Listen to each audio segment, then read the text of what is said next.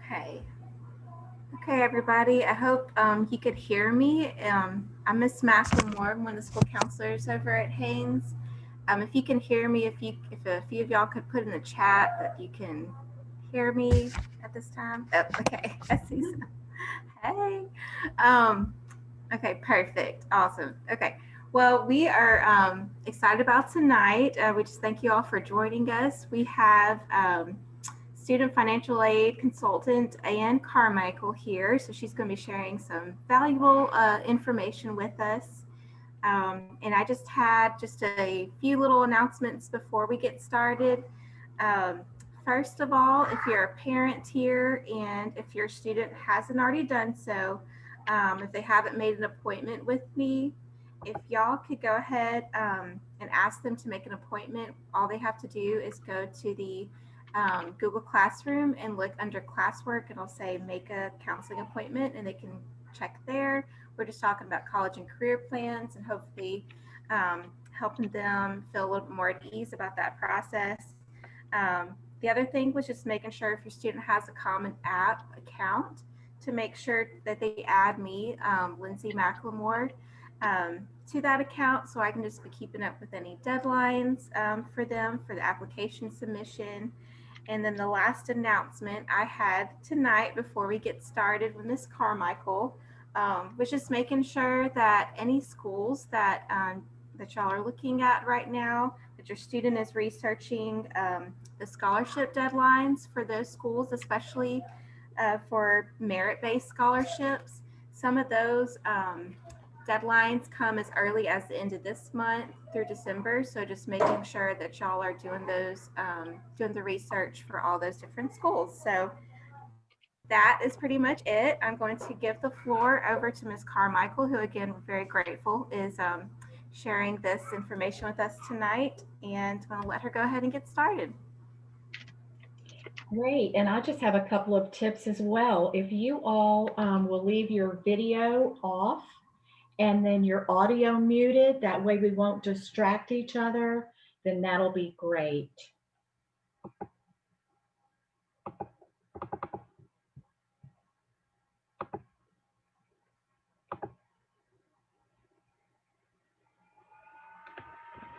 All right. I'm Ann Carmichael, as your counselor just told you, and I'm a student financial aid consultant. I've been doing this for a little over 20 years. I still don't know the answer to everything, but I do know people who can answer your questions if I can't. As I'm sure your counselors have told you, the Louisiana Department of Education asks again this year that you submit the free application for federal student aid or the FAFSA as a requirement for graduation. And this just ensures that your money is ready and waiting for you when you get to college in the fall. Because it can be expensive, you need to be preparing for the process. A lot of these fees and expenses may not be reflected on your college websites, so just make sure you're doing a little research to finding out exactly how much college is going to cost. Some of those costs will include your equipment, books and supplies, personal expenses, room and board, which of course can include your dorm room, or if you're staying off campus, you may have to include electricity, water and gas, your groceries, and any cleaning supplies you may need. And then the big items, your tuition and fees. And these can include your parking, library, technology and athletic fees, your campus transportation. And it's amazing how much you'll be charged in fees. So just make sure before you make those final decisions that you understand the entire cost of your attendance. But the good news is that financial aid is available from the U.S. Department of Education. our state government, your college or career school, and then nonprofit or private organizations. Um, every year, the federal government provides more than $120 billion in student financial aid. And a lot of that does go unawarded. So we just want to make sure that your money is there, ready, and waiting for you. Now, the different types of federal student aid will include the federal Pell Grant, the federal Supplemental Education Opportunity Grant, the Teacher Educational Assistance for College and Higher Education Grant, the Iraq and Afghanistan Service Grant, Federal Work Study, and direct subsidized, unsubsidized, and plus loans.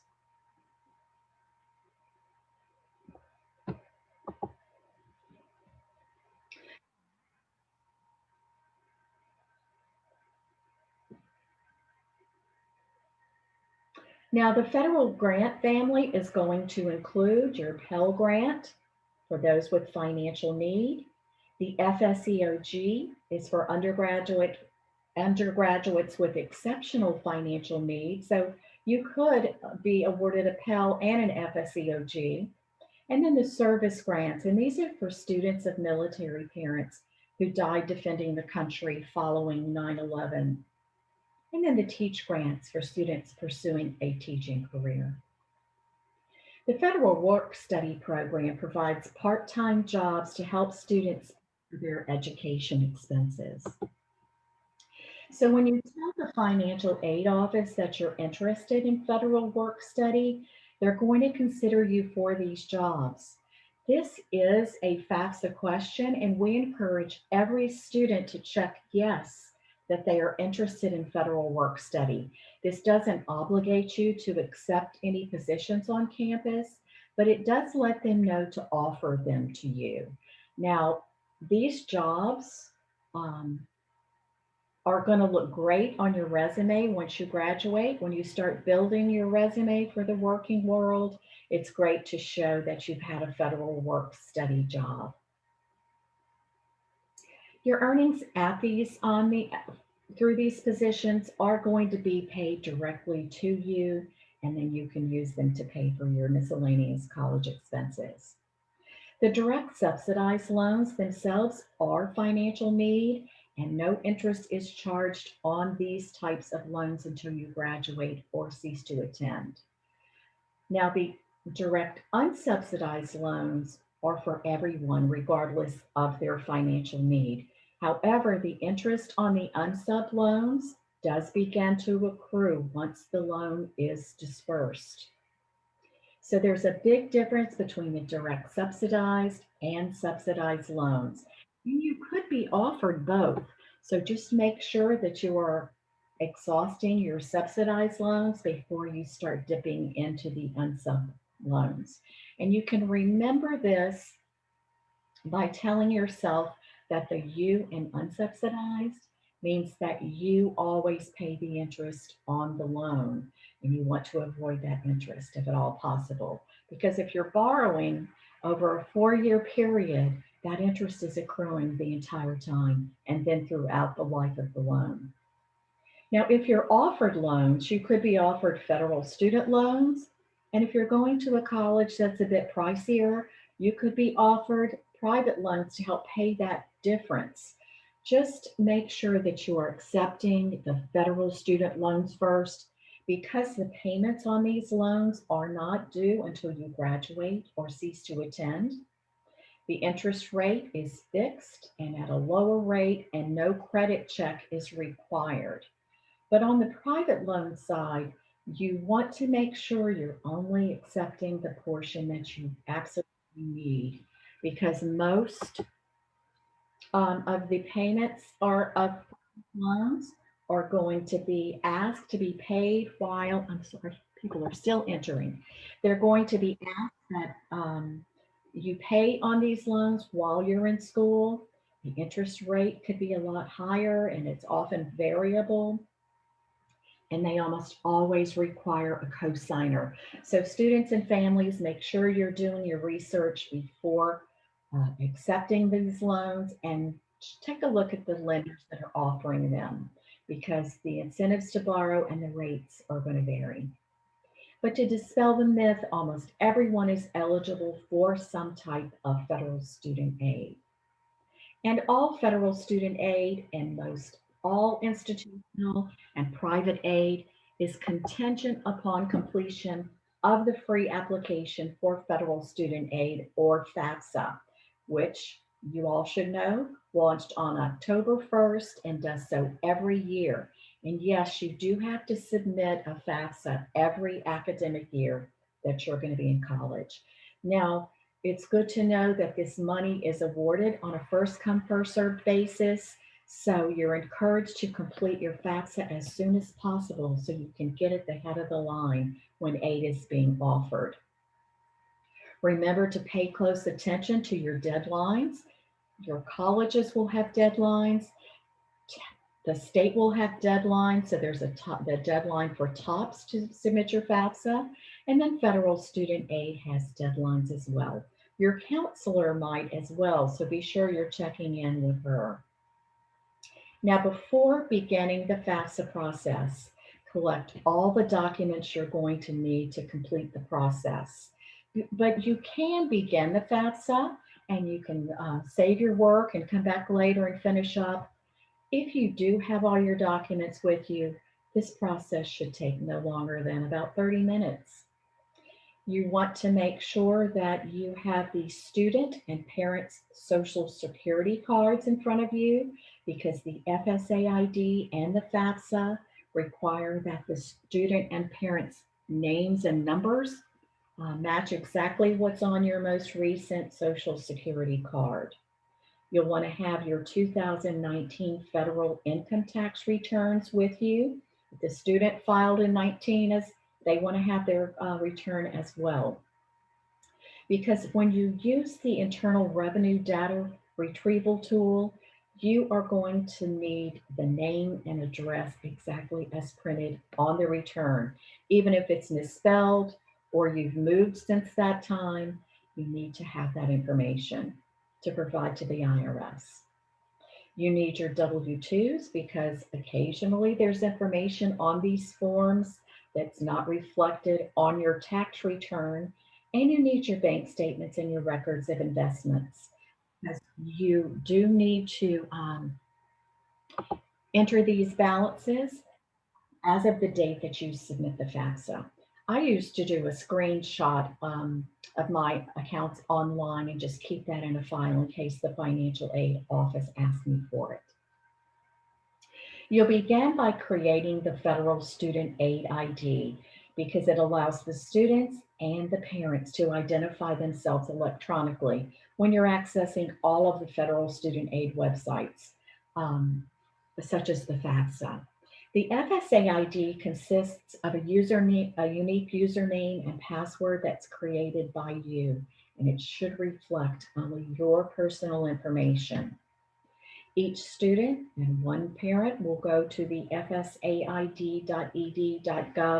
website to create an ID. As I mentioned, only your personal information. The student should be entering his personal email address and phone number.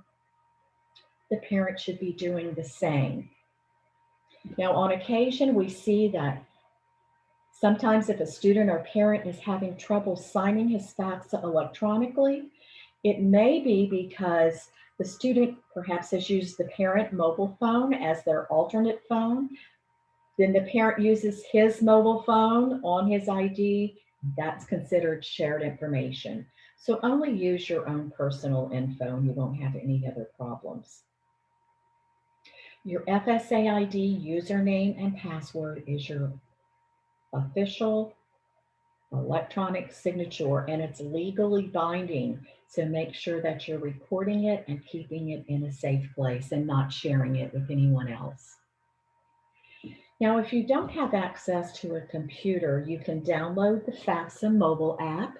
It's called My Student Aid, and you can use it to submit your FAFSA on your mobile phone or any other mobile device that has internet access. Or if you prefer, you can use the web-based version. and you can find it at FAFSA.gov. Now, sometimes students like to use the mobile devices. They can enter their student information on the mobile device, and the parent can use the web-based version if they prefer, and all the information is integrated into the website, and there will be one FAFSA submitted. The high school class of 2021 should complete the 2021-2022 FAFSA because that is the academic year that you're applying for financial aid. So make sure that you are selecting the correct year. Now, if you are submitting a FAFSA for this academic year, that's fine. If you're going to college in this spring or summer semester, perhaps, you may have to submit both FAFSAs. But to meet your graduation requirement, you need to be submitting the 2021-2022 FAFSA.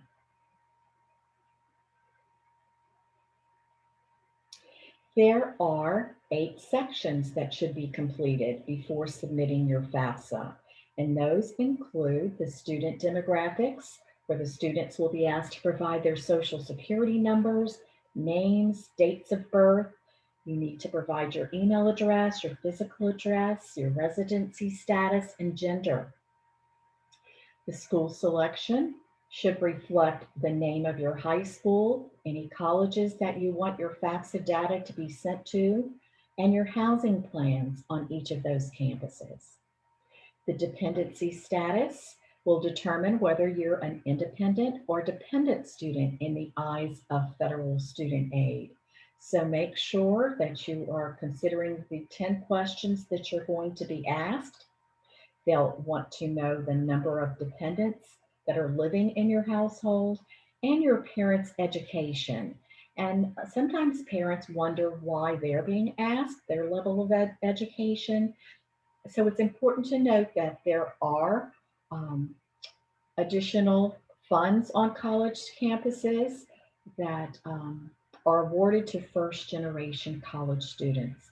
So make sure you are answering that question correctly. Then the parent demographics, which will include the parents' social security numbers, the names of those parents um, that you've lived with the longest in the past 12 months. They'll ask for the parents' marital status, their dates of their marriage or divorce or separation, and their personal email addresses. Next, you'll be in the parent financial section where they'll ask for working wages from 2019, any federal benefits you've received, and your savings and investment balances. Then you'll hop over to the student financial section, which is the exact same questions that parents were asked. So always make sure you're looking up in the top left-hand corner of the page to see whose information you're providing in each section. And don't leave any questions blank. If you didn't earn any working wages in 2019, you're just going to enter zeros in those fields. Then it's almost time to sign and submit. This is where your FSA IDs are going to come into play. And then lastly, you'll want to review your confirmation page. Now, as you move through the FAFSA, if you need clarification, you can always click on the question mark to the right of each question. There are hyperlinks provided. You can do a FAFSA online chat, or you can call Federal Student Aid, or you can call us directly on Leela's FAFSA helpline, and I'll provide those numbers to you at the end of the presentation. But for this session, I'm going to cover the most commonly asked FAFSA questions. Now, if I don't address something that you are inquiring about, then drop it in that chat box and I'll be happy to go over it at the end of the presentation. Or send me an email or call me on the helpline if you want to speak personally. The citizenship requirement. The student must be a citizen or an eligible non-citizen to complete a FAFSA. But if his parents are neither, they can still submit a FAFSA. They'll just enter zeros in the place where the parent's social security number is requested.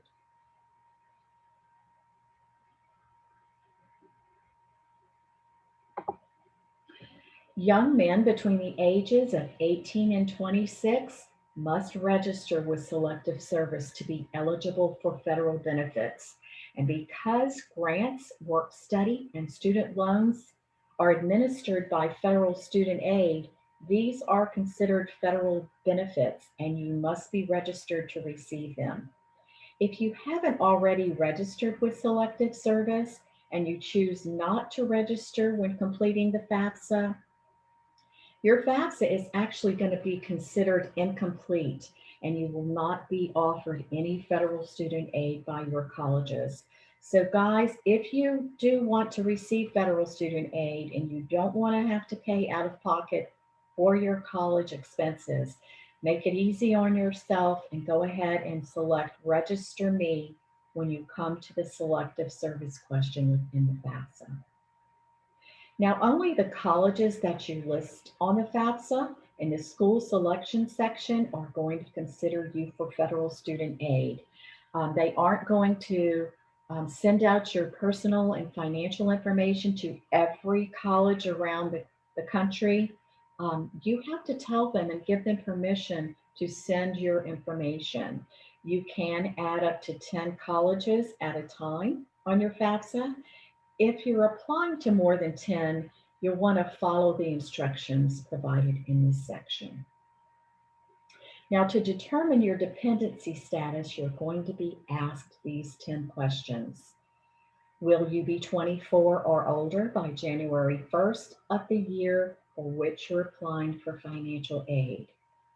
Are you married or separated but not divorced? And remember, they're asking this of the student. Will you be working on a graduate degree? Do you have children who receive more than half of their support from you? Do you have dependents other than children or a spouse who live with you and receive more than half of their support from you? Are you currently serving on active duty in the U.S. Armed Forces for purposes other than training? And this excludes boot camp and basic training. Are you a veteran of the U.S. Armed Forces?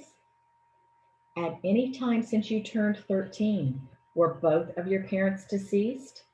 Were you in foster care? Or were you a ward or dependent of the court? Are you an emancipated minor? Or are you in legal guardianship as determined by a court?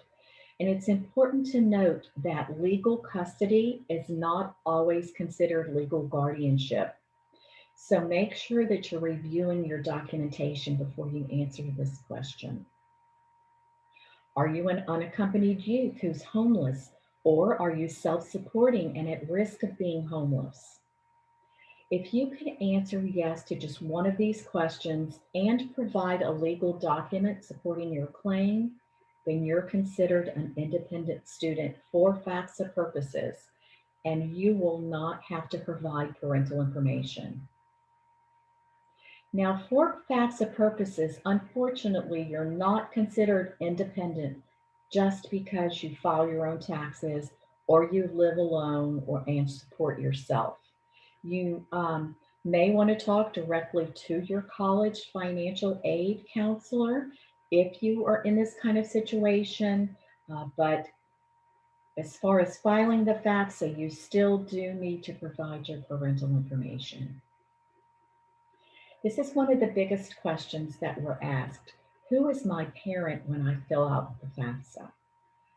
The parent or the parents that you've lived with the longest in the past 12 months should be listed on your FAFSA. So if you're living with both of your biological parents, that's easy. You just list both of them. But if the parent you lived with the longest in the past 12 months is separated, divorced, or was never married, you should just list that parent on the FAFSA. Now, if that parent is remarried, you should include your step parents' information on your FAFSA. In other words, federal student aid wants to know the financial standing of the household that the student has lived in the longest in the 12 months prior to the date that the FAFSA was submitted. If you're an independent If you're identified as a dependent student, but your parents will not provide their information on your FAFSA, you'll simply select I'm unable to provide information about my parents, answer no to the special circumstance question, and submit your FAFSA without parental information. But it's very important that you contact your college's financial aid office to discuss your situation. Um, The college financial aid office itself will determine your aid offer, not federal student aid. So don't skip this important step. Submit your FAFSA if you have to without parental information, but then discuss it with the college financial aid office, because if you don't, they're only going to consider you for student loans. To expedite the processing of your federal student aid, you and your parents should use the IRS data retrieval tool to provide your income information. Um, if the parent or student did not file a return in 2019, you're just going to select not going to file or will file and then manually enter your information. But all others should try to use this data retrieval tool. It's going to greatly diminish your chances of being selected for verification on your college campus. If you're having trouble using this tool, contact Federal Student Aid or call our helpline and we'll help you through that process. Once you're on the federal website, you're going to see this screen. Now, this is where your 2019 income tax return is crucial. You want to make sure that all the information printed on that tax return is reflected in these fields on the IRS site, because unlike the information you entered in the FAFSA in the demographic section that one of what was printed on your social security card, the IRS wants to make sure you're the person who is in their site. So they want you to enter exactly what's on the return that you submitted. Sometimes a tax preparer might have misspelled your name. They could have used street instead of 102 Jones Street. They could have used avenue, or they could have abbreviated it, but it has to reflect exactly what's on your return. Then you're almost finished. But before you submit your FAFSA, please review your student aid report. This reflects the questions you were asked and your answers to those questions. And by reviewing this report before you submit your FAFSA, it's going to ensure that the financial aid office receives accurate information so that they can process your aid timely.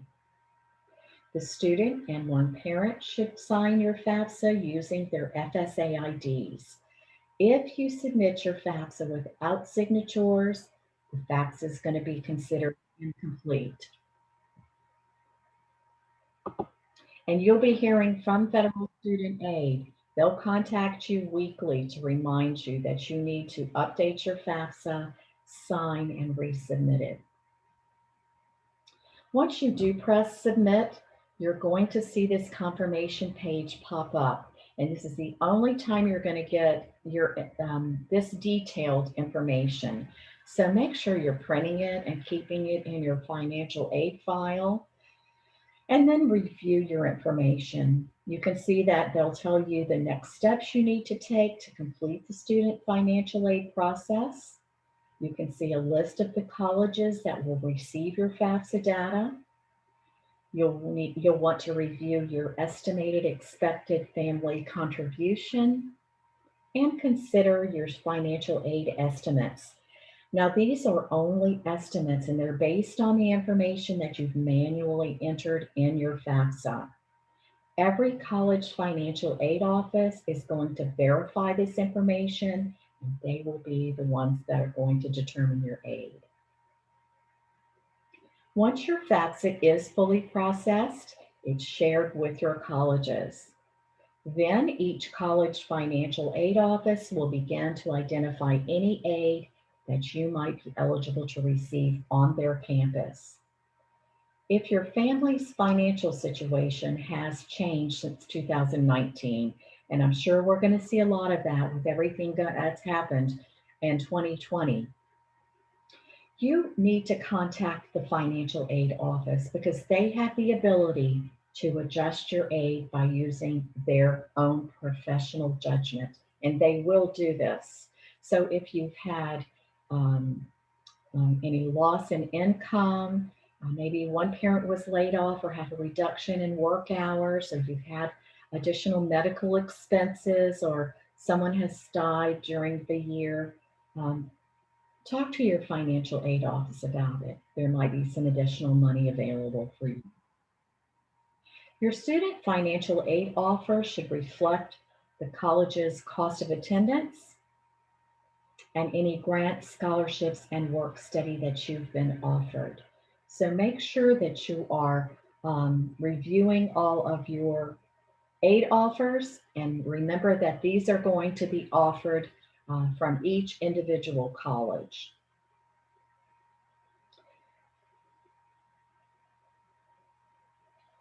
You want to accept your financial aid in this order: grants and scholarships, because these do not have to be repaid; federal work study, which you've worked for and earned, so you don't have to pay that money back; and then student loans, which is borrowed money. And this is going to have to be repaid with interest.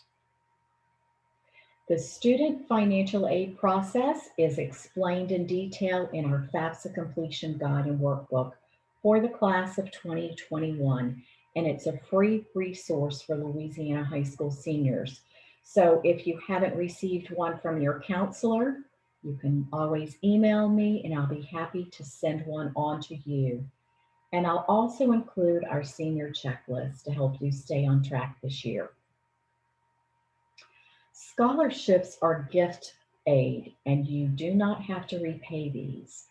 There are thousands of them, and I know your counselor has talked to you about these. Some are merit-based, awarded on academic achievement or a special talent or interest that you might have, and others are need-based. A scholarship might cover the entire cost of your tuition, or it could be a one-time award. But either way, it's worth applying for because it will reduce the cost of your education.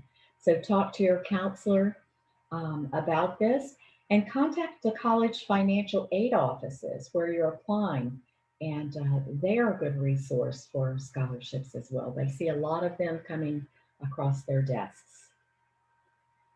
This year, Leela offers a $1,000 FAFSA completion scholarship for seniors that are attending a Louisiana high school. So be sure you get your FAFSA submitted and apply for that scholarship. And then for those of you who have older siblings that are in a Louisiana college, they can apply for our $1,000 Choose Louisiana scholarship. And you can find out the details on those scholarships by visiting leela.org, and you can get the scholarship applications there as well. Now, for students or parents that do have to borrow for their education and they've exhausted all their scholarships, grants, federal and state dollars, we do have a nonprofit education loan program, and you can find out more about that at leelachoice.org. Your questions are always welcomed. So now is the time to drop those in the Zoom chat box, and I'll be happy to answer those in the time we have remaining. Or if you want to speak to me personally, call our FAFSA helpline. It's listed here, or email me at carmichael@leela.org. It's important to note that this presentation is going to be on our YouTube channel. You can follow us at Ask Leela, and I'm going to send a copy of that to your counselor as well.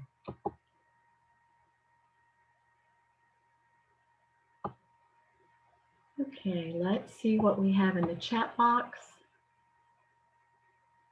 Someone did have a question about selective service. I hope that I was able to answer that. If I didn't, then send me another chat message.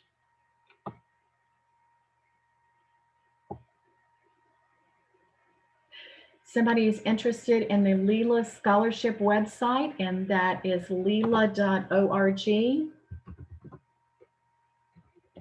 going to try to put it in the chat box.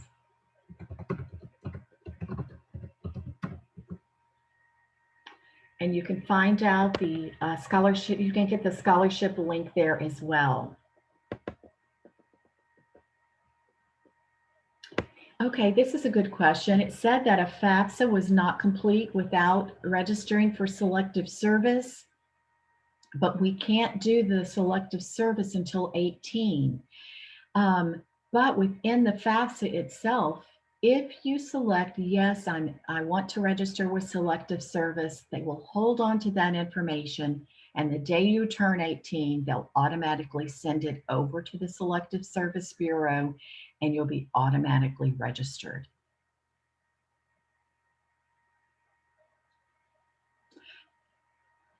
Okay, somebody's saying, what exactly is the scholarship for? I think you're asking about the Leela FAFSA Completion Scholarship. Once you do submit your FAFSA, you will register on our website for that $1,000 scholarship drawing. Who should I contact if I'm having trouble linking my parents' IRS profile to FAFSA? You can contact me directly at on the FAFSA helpline, or you can contact Federal Student Aid. And their number, I will add it here.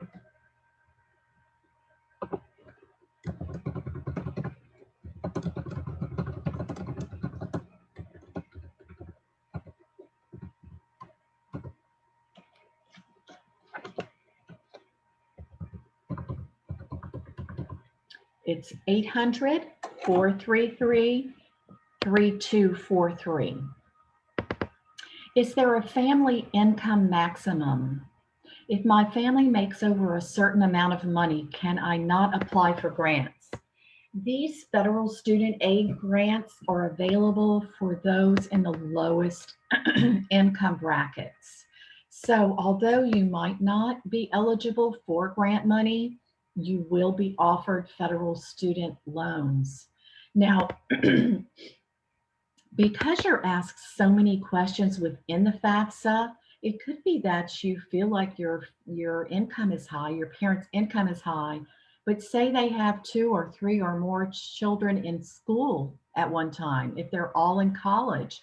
All of this information is used to determine whether you are eligible for federal grants. So it's good to go ahead and complete your FAFSA. There could be some money there that you're not aware of, that you're missing out on.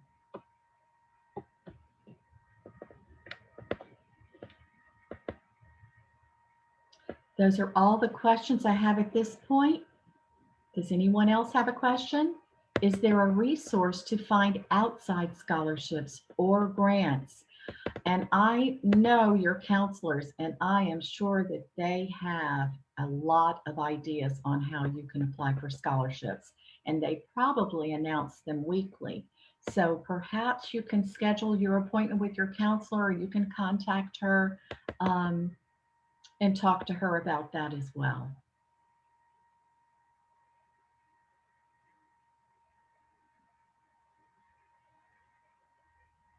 Anyone else?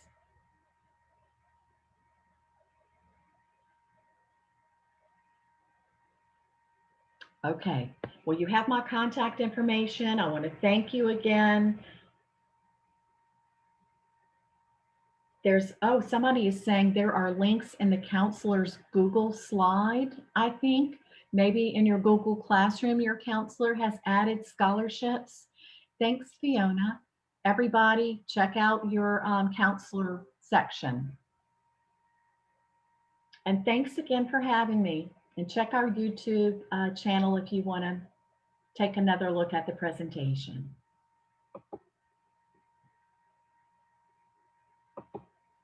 Good night.